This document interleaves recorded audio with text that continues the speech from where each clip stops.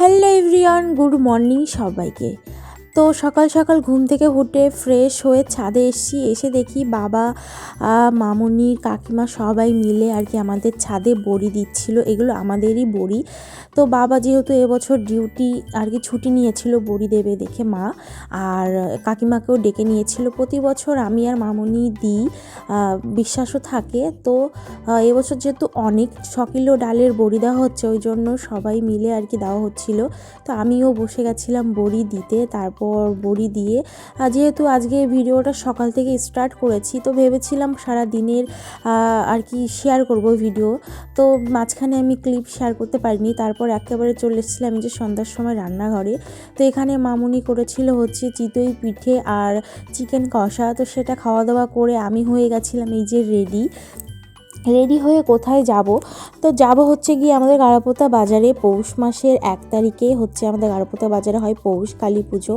তো এই যে হচ্ছে মায়ের মূর্তি, মায়ের মণ্ডপের সামনে দাঁড়িয়ে আছি। আর এখানে হচ্ছিল অনুষ্ঠান গাড়াপোতা বাজার মাঠে। তো এখানে শিল্পী অলরেডি মঞ্চের উপর উঠে গান গাচ্ছিল, আর আমি আর বিশ্বাস এখানে দাঁড়িয়েছিলাম। তো চলো তোমাদের সঙ্গে অনুষ্ঠানটা একটু শেয়ার করি।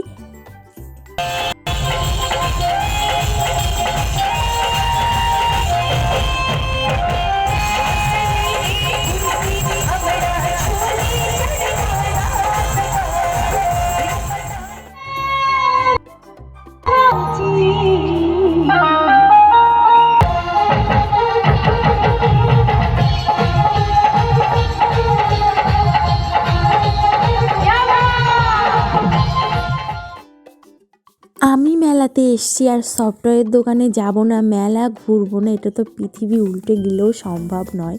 তো আমি তো আমার কর্মকার্য থেকে এক পাও নড়বো না। তো আমি চলে গেছিলাম সফটওয়্যার দোকানে। সেখানে গিয়ে দেখাদেখি করে দাম শুনে আমি চলে এসেছি। তারপর চলে এসেছিলাম এই কৌটাগুলো নিতে। তো এই কৌটাগুলো নিয়েছিলাম আমি 5টা মতো। তারপর নিয়ে বিশ্বাস বলছিল যে চলো কিছু খাওয়া দাওয়া করি।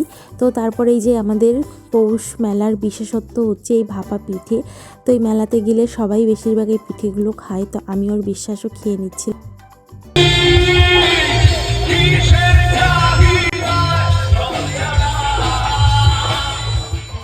এই শীতের ভিতরে অনুষ্ঠান একদম শেষ করে আসার ক্ষমতা আমাদের ছিল না, ওই জন্য মাঝখানেই বিশ্বাস বলল বাড়িতে চলো। তারপর দুজনে দুটো আইসক্রিম নিয়ে খেতে খেতে বাড়ির দিকে রওনা দিয়েছি।